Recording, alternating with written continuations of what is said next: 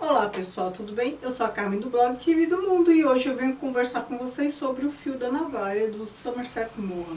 Quem me acompanha aqui há algum tempo já sabe que este livro é um dos meus favoritos, assim, eu tenho grande apreço por ele. Não estou com isso querendo dizer que é um livro assim, de excelente qualidade, ele tem muitas qualidades ao meu ver, mas assim, não é um dos livros assim que eu consideraria um dos 10 mais. O meu apreço por ele tem a ver com a relação afetiva. Esse é o primeiro livro que eu tive que analisar na vida, para a faculdade. Então, assim, eu nunca vou me esquecer que eu tive que ler e reler várias coisas aqui. E também porque ele aborda um período que eu gosto muito, que é o período entre guerras. Porque ele é também um livro despretensioso. Eu acho que a grande maioria das pessoas não vai achar grandes coisas esse livro.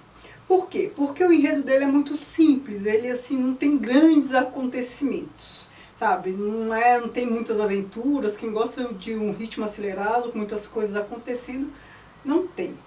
Mas, o que ele tem de interessante, e se você não prestar atenção, tudo passa e você não nota. Eu, que tive que analisá-lo, tive que ler várias vezes e aí achar as coisas.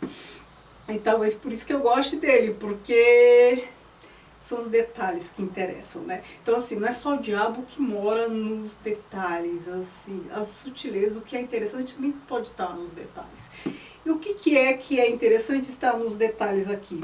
São as características do contexto. Eu estou falando de o período entre guerras, estou falando de período entre guerras, mas eu estou falando também de um pouquinho de La Belle Époque, fim do século XIX, começo do século XX e assim o que antecede a Segunda Guerra Mundial. Depois da Primeira Guerra, o que antecede a Segunda Guerra Mundial. Este é um momento riquíssimo e aqui a gente vê várias coisas assim, ou surgindo, ou impactando, vários acontecimentos importantes uns 50 anos mais ou menos, assim, pegando o finzinho do século XIX, até fins da década de 30, né, 1930 mais ou menos. Está tudo aqui. E se a gente lê de maneira rápida, a gente não percebe. Mas vamos ao enredo, que é bem simples. Aqui é a história do Larry, Darrell, um piloto da aviação que serviu na Primeira Guerra e depois volta dessa guerra ferido e tal. E ele volta modificado, ele volta sem interesse pela nação. A gente está falando dos Estados Unidos, finzinho da década de 10, né? Depois da guerra, ele volta e Estados Unidos está começando a se tornar Estados Unidos, né? O país que a gente conhece hoje, mas ele não se interessa pelas coisas. Então, assim, a gente tem uma euforia capitalista ali, que não o envolve, que não o seduz, e ele deixa isso claro, que deixa todo mundo atônito. E ele, durante o livro todo, ele é uma figura enigmática, assim, que causa uma certa apreensão nas pessoas, mas é uma figura extremamente bondosa. Que é certo, a guerra o modificou. Isso é central na obra? É, mas embora seja central, o Larry é o personagem central, mas ele divide o peso com outros personagens também. A gente tem personagens aqui bem características e essas personagens que ajudam a contar todos esses detalhes que eu falei para vocês. E eu vou pontuar daqui a pouco, porque eu estou fazendo Pílulas de Interpretação, que é um quadro em que eu leio trechos e interpreto para vocês. Então eu vou fazer isso. Então a gente tem personagens que conhecem Larry, que se relacionam com ele de alguma forma, e cada um com uma riqueza ali que nos faz aprender mais sobre o contexto. A forma de narrar também é outra coisa que eu destaco, porque quem narra a história? O Maugham é o narrador, o próprio escritor. Então, assim, é autobiográfico?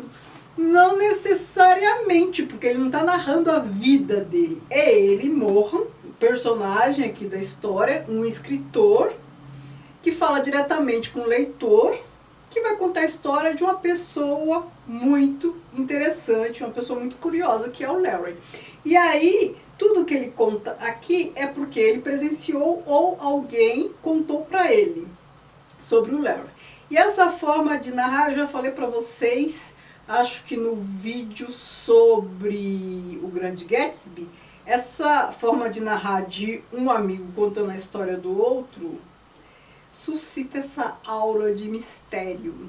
A pessoa está ali narrando e está intrigada. Que comportamento é esse? Então percebam que esse recurso narrativo, ele é propício a este tipo de construção de personagens. Um personagem misterioso. Quem vai falar sobre ele? Um narrador onisciente? Não. Fica mais misterioso uma narração em primeira pessoa de uma outra pessoa, de um amigo, muito provavelmente, que conheceu esta figura misteriosa. Outra semelhança com o Grande Gatsby é que é sobre o mesmo período. Então tem uma atmosfera comum, tem Paris também como pano de fundo e tudo aquilo que o Woody Allen nos mostra em Meia Noite em Paris, né? Toda aquela atmosfera da Geração Perdida ali.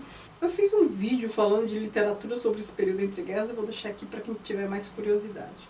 Então, assim, a história do Larry ele voltou da Primeira Guerra, aí ele era noivo da Isabel, uma moça super apaixonada por ele, tinha como melhor amigo o Gray, um filho de um grande capitalista americano, próspero e tudo mais, obcecado pelo trabalho. A Isabel tem a mãe dela, uma figura bem sensata, mas doente. E tem o Elliot, o tio da Isabel, um cara que é americano, mas que ama a Europa, acha que a Europa, principalmente a França, Paris, o centro da cultura e tudo mais.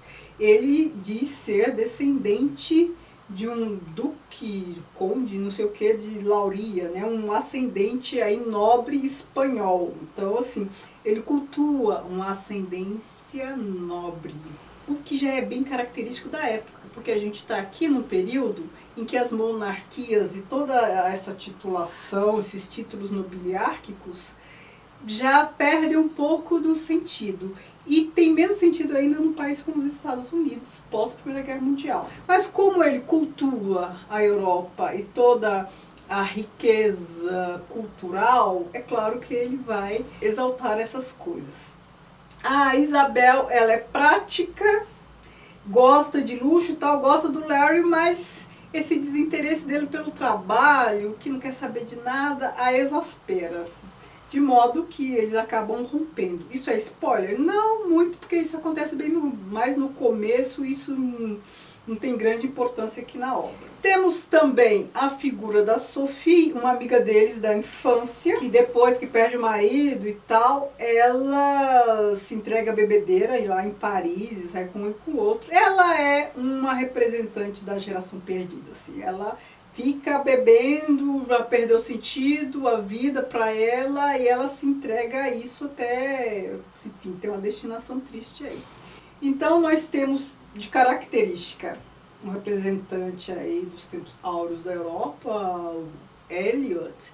A gente tem a Isabel, uma socialite nata, né, depois se transforma. O Gray, o grande representante do capitalismo, ele e o pai dele. E a gente tem o Larry, que vai contra a correnteza. A gente tem a Sophie, que é essa representante aí da Geração Perdida.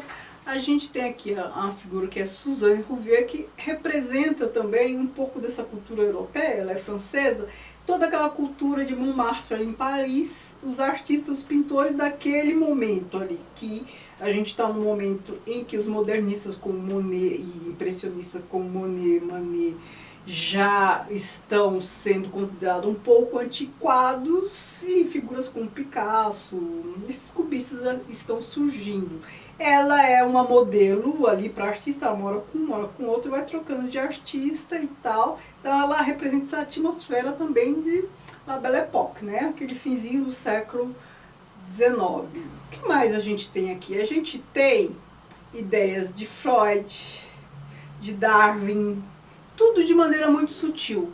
Aquele clima pré-nazista, o crash da Bolsa de Nova York, Agora eu vou ler como essas coisas todas aparecem aqui, depois eu falo um pouquinho do desfecho. Vejam só o posicionamento do Larry sobre a prosperidade americana que ele rejeitava. Então todo mundo querendo que ele aceitasse trabalho que era oferecido, que ele se tornasse um grande capitalista, e ele rejeita. Vejam só o que ele fala. Creio que você tem razão. As Armour e Swift produzirão melhores conservas em maior escala. As McCormick farão melhores foices em maior quantidade. Henry Ford porá no mercado o maior número de melhores carros e todo mundo ficará cada vez mais rico. E por que não? A Isabel fala. Sim, como você diz, por que não? Mas acontece que o dinheiro não me interessa. Ele não se interessa por essas coisas mesmo. Ele busca. O que ele busca? Mas por fim, eu digo, vejam só como a questão da arte aparece aqui. Logo no começo, Picasso e Braque parecem coisas horrorosas. Para o Eliot, que era o tio da Isabel, que exaltava a cultura do século XIX, enfim, toda a tradição, para ele isso é um horror. Depois, mais por fim, porque a gente tem uma passagem de tempo aqui de uns 10 anos, a Isabel, que é a sobrinha, ela mostra muito mais interesse por esses mais modernos e acha que os artistas que o tio gosta são antiquados. Olha, ele falando, tinha ainda má vontade em aceitar pintores como Picasso e Braque. Horrores, caro amigo, horrores, de que entusiastas mal orientados faziam muita propaganda, mas finalmente se acharam no direito de estender sua proteção aos impressionistas e nas paredes de sua casa viam-se quadros bem bonitos. Lembro-me de um Monet, de algumas pessoas remando no rio, um Pissarro, de um trecho de cais e uma ponte do Sena, de uma paisagem do Tahiti, do Gauguin, e de um encantador Renoir, uma moça de perfil com longos cabelos louros soltos nas costas. Então, a gente tem aqui uma cultura de La Belle Époque ainda. Ah, que saudade do século XIX, aquilo sim que era arte. Aqui a gente tem um trecho que já mostra o clima da ascensão nazista. Vejam só. Mesmo assim, embora a Riviera já não fosse a mesma depois do abalo de 29, está falando do crash da Bolsa, Eliot continuava a dar recepções e a ir a recepções. Nunca frequentara os meios judeus, com exceção apenas da família Rothschild. Acho que é assim que se pronuncia, não tenho certeza. Porém, as mais deslumbrantes festas eram agora dadas por membros da raça eleita, e quando havia uma festa, Eliot não tinha forças para ficar em casa. Agora eu vou ler um trecho em que a gente pode perceber a teoria do inconsciente de Freud. A Isabel falando da Sofia, a moça lá que se entrega ao bebê dele e tudo mais. Isto é o tipo de coisa que a gente lê em romances. É tolice e você sabe que é tolice. Sophie chafurda na lama porque sente prazer nisso. Outras mulheres têm perdido maridos e filhos. Não foi isso que a tornou má. O mal não pode brotar do bem. O mal sempre esteve ali, latente. Quando o acidente de automóvel rompeu suas defesas, libertou-a para ela se mostrar tal qual era. Não desperdice com Sophie, imagino que seja desperdice, né? Com Sophie a sua piedade. Ela é agora o que no fundo sempre foi. Uma outra coisa interessante, falei para vocês, o Gray, que depois se casa com a Isabel, ele é representante do capitalismo, e o pai dele, né, o pai dele que fez fortuna e tal, com o crash da bolsa, o pai dele perdeu tudo, o Gray também perdeu tudo, e o pai dele morreu, né, teve um ataque lá fulminante, não aguentou o baque. Isso aconteceu com muitas pessoas naquele período, a gente já ouviu falar disso. Agora aqui, vamos ver um trecho que evidencia a teoria de Darwin. O Larry falando, sabe que é uma coisa que somente o homem e os primatas conseguem fazer? É devido ao fato de ser o polegar oposto aos outros dedos que a mão é um instrumento tão admirável. Você não acha possível que o polegar, provavelmente em forma rudimentar, se tenha desenvolvido em alguns indivíduos entre os remotos antepassados do homem e do gorila? Esse é o Larry falando. E já que terminei falando de Larry, vou falar o que ele buscava. Vou falar o que ele buscava por meio de trechos ditos aqui em diferentes momentos do livro. Vejam só, uma fala dele logo no começo, quando ele fala que quer largar tudo, quer conhecer o mundo, ele tem uma rendinha lá anual, ele não é de muitos gastos, ele se acha muito ignorante, fica lendo em bibliotecas, aprende idiomas e sai para aprender um monte de coisa. Uma outra coisa que eu estava esquecendo de dizer, característica aqui também, ele vai trabalhar numa mina de carvão. Ele vai trabalhar numa mina, no trabalho físico. Ele poderia desenvolver qualquer outro trabalho mais intelectual, ele era aviador e tudo mais, ou um trabalho técnico mais valorizado, e ele vai trabalhar numa mina. Ele vai lá para a condição de proletário, ele quer o esforço físico, porque ele quer ter a experiência. Não só neste momento aqui, em outros momentos também ele quer trabalho braçal. E mina de carvão a gente também sabe, é um ícone do século XIX. Quero ter certeza da existência ou da não existência de Deus. Quero conhecer a origem do mal. Quero saber se tenho uma alma imortal ou se a morte põe fim a tudo. Ele chega a morar num mosteiro na Alemanha com os padres, porque os padres viram nele muita religiosidade, só que ele não se satisfaz porque ele não acredita neste Deus cristão. Este é o problema. Então, o que falam aqui em vários momentos? Ora, ele acredita num Deus que ele não sabe se existe. Em outros momentos falam, ele não acredita em Deus, ele é uma pessoa extremamente religiosa que não acredita em Deus. Foi o que um padre falou para ele. Vejam só o que ele fala. Tinha esse desejo, mas não podia acreditar num Deus que não era melhor do que um homem bom. Os padres me disseram que Deus criara o mundo para a sua própria glória. Não me pareceu um objetivo muito apreciável. Teria Beethoven criado suas sinfonias para a sua própria glória? Não acho possível. Na minha opinião, criou-as porque a música em sua alma exigia expressão e depois só o que tentara fora torná-las perfeitas, na medida do possível. E aqui ele continua. Então, ele já viveu bastante coisa, já experienciou bastante coisa através do mundo e está aqui expressando o seu inconformismo com este Deus cristão, com a representação que as pessoas têm de Deus. Ele fala assim, o padre Einstein tinha ideias largas, achava que o inferno era a privação da presença de Deus. Mas se isso é castigo tão intolerável a ponto de ser chamado inferno, pode alguém conceber que seja infligido por Deus? Afinal de contas, foi ele quem criou os homens e se os criou suscetíveis de pecar, foi porque assim o quis.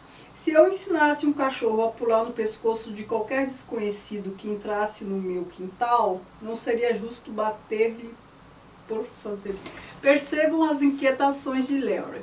Então ele sai da Alemanha, ele estava falando aqui do momento dele, passou pela Alemanha e tudo mais, depois ele vai para a Índia. E na Índia ele parece que se encontra, porque ele fica 3 anos na Índia, ele conhece de perto o hinduísmo e isso se aproxima mais do que ele acredita.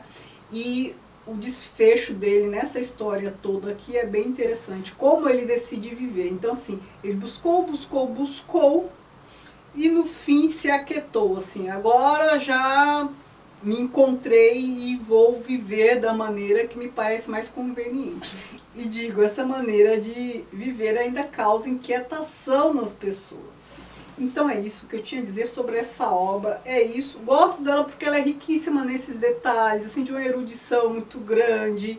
Então é o próprio Morro contando tudo isso. E como ele aparece aqui como personagem? Ele é amigo do Eliot, né? Esse senhor aí da La Belle Époque, com a mentalidade da La Belle Époque. Ele vai narrando tudo e vai mostrando como o Larry é uma figura curiosa. Percebam que não tem nada demais nele. É um livro que vai interessar quem tem esse interesse por conhecer detalhes, tem esse perfil analítico e quem gosta de leitura sobre espiritualidade também, porque vocês viram que é o que Larry busca aqui.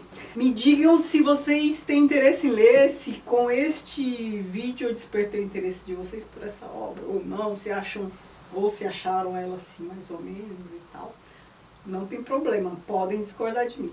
Certo? Muito obrigada por assistir e não se esqueçam de se inscrever neste canal e de me seguir nas redes sociais, que do mundo, Instagram e Facebook, que é a página do blog. Obrigada, beijo, tchau, tchau.